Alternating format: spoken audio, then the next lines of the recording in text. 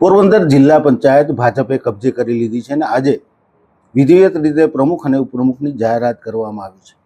2.5 વર્ષ મહિલા અનામત પ્રમુખ પદ માટે હોય ત્યારે શીતલબેન ઓડેદરાની વરણી કરવામાં આવી છે, જ્યારે ઉપપ્રમુખ પદે ગોપાલભાઈ કોઠારી છે. મહિલા સશક્તિકરણની વાત થાય છે અને મહિલાઓ પણ રાજકારણમાં આવે છે. જિલ્લા પંચાયતની જો વાત કરીએ તો ચોથા પ્રમુખ તરીકે શીતલબેન ઓડેદરાની વરણી કરવામાં આવી છે. પ્રથમ મહિલા રાણીબેન હતા, એ પછી સાજણબેન ઓડેદરા, મંજુબેન કારાવદરા અને હવે શીતલબેન ઓડેદરા છે. આજે પ્રમુખનો ચાર્જ સંભાળ્યો છે. ત્યારબાદ આપણે સીધી જ એમની સાથે વાત કરશું. બેન, અમારા કાર્યક્રમનું ખાસ સ્વાગત છે.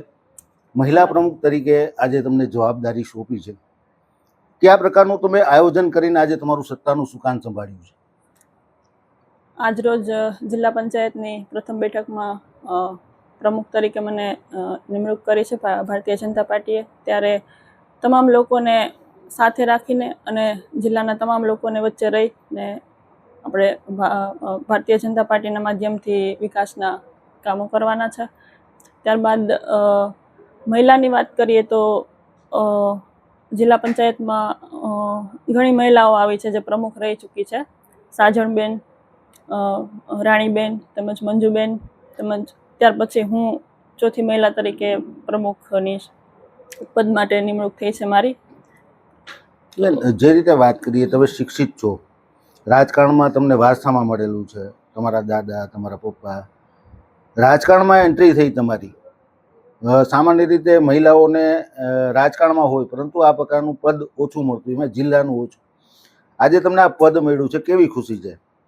આજે હું ખૂબ જ ખુશ છું, કારણ કે મારા મત વિસ્તારમાં લોકોએ મને, હું પહેલી વાર ચૂંટણી લડતી હતી તો લોકોએ મને બહુ મત દીધા, મને બહુ મોટી લીડ અપાવી. આખા પોરબંદર જિલ્લામાં સૌથી વધુ લીડ પ્રથમ વખત જ મને મળી. તો લોકોને મારી પર વિશ્વાસ છે કે હું એમની વચ્ચે રહીને એમના જે પ્રશ્નો છે તે સાંભળીને હું નિરાકરણ લાવીશ. ચૂંટણીનો અનુભવ કેવો રહ્યો? તમારા પપ્પા તો ચૂંટણીમાં, એ તો જિલ્લા પંચાયતના પ્રમુખ રહી ચૂક્યા, કાકા મહામંત્રી છે, પરિવાર આખું રાજકારણમાં છે. ચૂંટણી જ્યારે જાહેર થઈ, તમને ટિકિટ મળી, આ ચૂંટણીનો જે સમયગાળો હતો એ કેવો રહ્યો? તમારો પ્રચાર કઈ રીતે કર્યો હતો? ખૂબ જ સરસ. અમે દરેક ગામમાં દરેક લોકોને ડોર ટુ ડોર પ્રચારમાં મળ્યા, લોકોના પ્રશ્નો સાંભળ્યા, લોકોની વાતો અમે સાંભળી અને લોકોને અમારી પર એટલો વિશ્વાસ આવ્યો કે ના, આ વ્યક્તિ છે એ અમારા ગામમાં કે અમારા વિસ્તારમાં કામ કરશે. તો એ માટે લોકોએ મને ખૂબ જ મત આપ્યા. અને મારા પરિવારની વાત કરું તો પેઢીઓથી મારા પરિવારમાં રાજકારણ છે. મારા પરિવારનું ખૂબ મોટું યોગદાન છે રાજકીય ક્ષેત્રે. તો મારા પપ્પા પણ ખૂબ ઘણા વર્ષોથી ભારતીય જનતા પાર્ટી સાથે જોડાયેલા છે અને એમની પદ્ધતિથી, જે એમની પદ્ધતિ છે તે પદ્ધતિ અપનાવીને હું પણ આગળ કામ કરવા માંગુ છું. બેન, તમે ક્યાં સુધી એજ્યુકેશન લીધું છે? એજ્યુકેશન સારું તમે મેળવ્યું છે, તમે કયું એજ્યુકેશન અત્યાર સુધી સફળ રીતે પાર કર્યું છે? મેં ઇલેક્ટ્રોનિક્સ એન્ડ કોમ્યુનિકેશનમાં એન્જિનિયરિંગ કરેલું છે રાજકોટ મારવાડી કોલેજમાંથી. તો હા, પાર્ટીએ આ વખતે યુવા વર્ગને પણ ખૂબ આગળ વધે એટલા માટે ચાન્સ આપ્યો છે. ત્યારે તમામ લોકોને એક મેસેજ આપવા માંગુ છું કે તમે પણ ભારતીય જનતા પાર્ટી સાથે જોડાઓ અને આપણા જિલ્લા તેમજ દેશના વિકાસમાં નરેન્દ્રભાઈ મોદી સાહેબના વિકસિત ભારતના મિશનમાં તમે પણ જોડાઓ. રમેશ પટેલની છબી એવી છે, સરળ વ્યક્તિત્વ, સારા વ્યક્તિત્વ, દરેક લોકો એને હંમેશા મળવા જાય. પરિવારમાં એક પપ્પા તરીકે એની જવાબદારી અને એમનું વર્તન કેવું? ખૂબ જ સરસ છે. પપ્પા સવારે નીકળે અને રાત્રે ઘરે આવે તો પછી અમે પપ્પા દીકરી ચર્ચા કરતા હોય કે આજે તમે ક્યાં ગયા હતા ને તમે કયા પ્રોગ્રામમાં ગયા હતા ને શું કર્યું ને શું કયા કામો ને ઘણી બધી ચર્ચાઓ પપ્પા મારી સાથે કરતા હોય.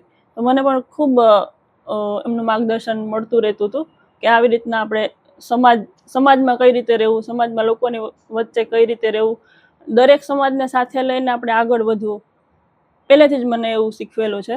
તો આ વખતે મને એમનું પણ પૂરેપૂરું માર્ગદર્શન રહેવાનું છે. ખાસ કરીને જો વાત કરીએ, રાજકારણમાં તમારી એન્ટ્રી પપ્પાના થકી, પપ્પાના આંગળી પકડીને તમે રાજકારણમાં આવ્યા છો. હવે 2.5 વર્ષ તમારે શાસન કરવાનું છે. તમારા માર્ગદર્શક કોણ રહેશે? તમામ આગેવાનો, આપણા જિલ્લાના જે આગેવાનો છે તે બધાનું માર્ગદર્શન હું લેતી રહીશ.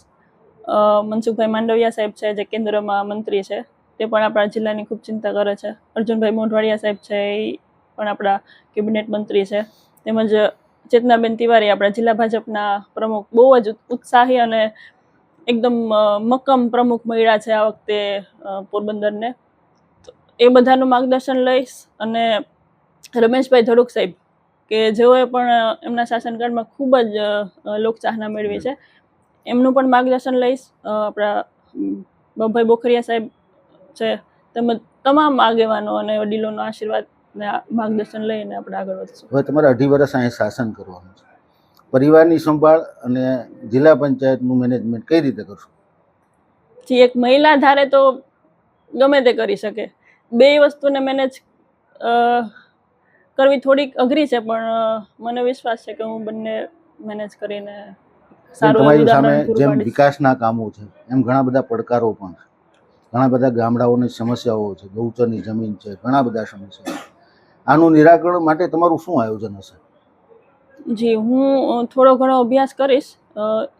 તમામ ક્ષેત્રમાં આપણા પોરબંદરમાં દરેક વિભાગમાં આપણે જે પણ વ્યવસ્થા ખૂટે છે, જે વ્યવસ્થાનો અભાવ છે, તે બધી આપણે પૂરી પાડવાની પૂરી ટ્રાય કરશું. અને તમામ લોકોને આપણે સાંભળવાના છે, લોકોના હિતમાં બધા નિર્ણયો લેવાના છે, તો એ આવનારા સમયમાં લઈશ. છેલ્લો પ્રશ્ન બેન, ગામડા માટે શું કરશો? ગામડામાં હું પણ એક ખેડૂતની જ દીકરી છું, તો ખેડૂતોને પણ ઘણા બધા પ્રશ્નો થતા હોય છે, પરંતુ આ ભારતીય જનતા પાર્ટીની સરકાર એવી છે કે જે તમામ ખેડૂતોના પ્રશ્નો સાંભળે છે અને નિરાકરણ લાવે છે. તો મારા પણ પ્રયાસો રહેશે કે હું મારા વિસ્તારમાં તેમજ આખા પોરબંદર જિલ્લામાં ખેડૂતોના જે પ્રશ્નો છે હું નિરાકરણ લાવીશું. આ હતા પોરબંદર જિલ્લા પંચાયતના નવી પ્રમુખ શીતલબેન ઓડેદરા. એમનું એવું કહેવું છે કે મહિલાઓએ રાજકારણમાં આવવું જોઈએ, પરિવારની જવાબદારી સાથે સાથે રાજકારણમાં પણ સક્રિય રહેવું જોઈએ. ગામડાનો માણસના પ્રશ્નો છે, એમની જે વાચા છે એ આપવાનું કામ પણ એમની જવાબદારી રહેશે. એક એજ્યુકેટેડ પ્રમુખ પોરબંદર જિલ્લાને મળ્યા છે, ત્યારે આગામી 2.5 વર્ષ સુધી છેવાડાના વિસ્તારના લોકોનો, ગામડાનો વિકાસ થાય તે દિશામાં તેમનું એક મિશન, એક ધ્યેય રહેશે તેવું તેમનું કહેવું છે. સહયોગી કિશન ચૌહાણ સાથે જીતેશ ચૌહાણ, પોરબંદર ખબર.